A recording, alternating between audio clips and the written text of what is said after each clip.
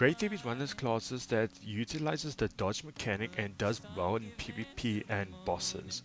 It does attack a lot faster than normal classes, I think it's like 0.8%, and it does well in the support in the sense of the debuffs that applies to the enemies and the stun with the 5. Due to that fact, it does really well for soloing since it cannot be hit with its 3. It does have some RNG attached to this class with its the hidden blade, the 2 and the 4. The 4 is just like the healing or mana, so it's not really important if you have a party and have a SC. If you do, then you don't really need to use your 4 unless you're running really out of mana. This class does have some mana problems if you're not using Vim. Other than that, with the 2, there's a lot of debuffs with the class, and that's what makes this class extremely well for boss hunting, well, boss challenges, or however you want to say it. With its hidden blade, it does have like a 10% of activating, like 150% damage boost, which is crazy because this class is full luck. So you use your lucky potions with this class, not your typical honor potion meta. This class does use Philly and Fate and Destruction very well. It does a lot of damage, but it really relies on the hidden blade for activating. Other than that, if you get lucky, this class does absolutely crazy damage.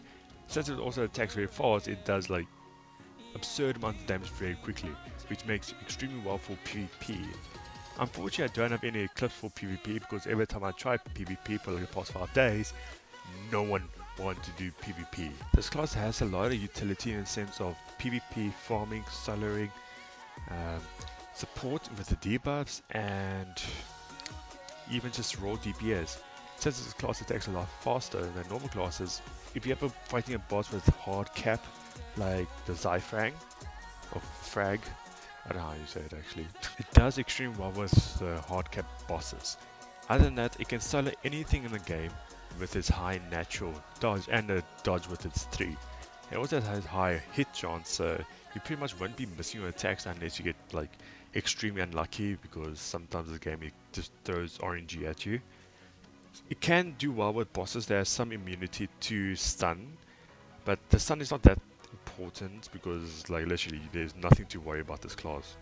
With its natural high dodge and its ability to increase its dodge regardless. Main focal point of this class is dodge. If you're struggling with a mob that has auto hit, this class is not going to do that well. You can use Dauntless, but I would recommend using Valence and Ravenous because those enhancements increases your chances of damage and survivability.